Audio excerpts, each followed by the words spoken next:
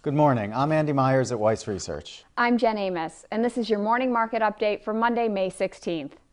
We're seeing losses on Wall Street to start the week as investors react to some new manufacturing data and the arrest of the head of the International Monetary Fund over the weekend. On the economic front, the Empire State Survey showed that manufacturing activity in the New York region is growing at a slower pace this month than in April. The decline was much bigger than expected, and the index is now at its lowest level since December. Meanwhile, foreign investors bought just $24 billion of long-term U.S. assets in March, down from more than $27 billion in February. And mainland China decreased its treasury holdings for the fifth consecutive month. European stocks are broadly lower after the IMF's managing director was arrested on sexual assault charges in New York. Dominique Strauss-Kahn is due to be arraigned today, and he's likely to resign his post, according to multiple reports. The news came just ahead of today's meeting between the IMF and European Union finance ministers, and it casts doubt on the efforts to resolve the Eurozone debt crisis. The arrest initially sent the euro sharply lower against the US dollar, but it's now recovering.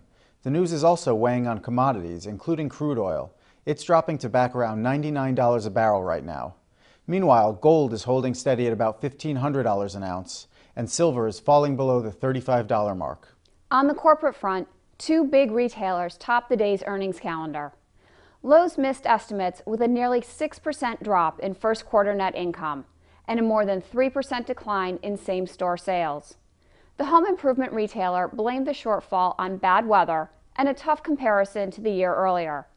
For the current quarter, Lowe's predicted that sales will rise, but its full-year earnings outlook was below consensus forecasts. Right now, the stock is tumbling nearly 3%. But Penney is moving in the opposite direction, now up more than 5%. The department store chain reported a 6.7% increase in profit and boosted its outlook for the full year. In M&A news, NASDAQ OMX Group and Intercontinental Exchange are dropping their hostile offer for NYSE Euronext, citing likely regulatory hurdles. The operator of the New York Stock Exchange had been trying to fight off the bid, instead opting for a smaller proposal from Deutsche Börse. NYSE Euronext is plunging 10% on the news. Finally, we've learned from Weiss Ratings that no financial institutions went out of business last week. So far this year, 40 banks and thrifts have failed, along with 7 credit unions. That's the latest from Weiss Research. Have a great trading day.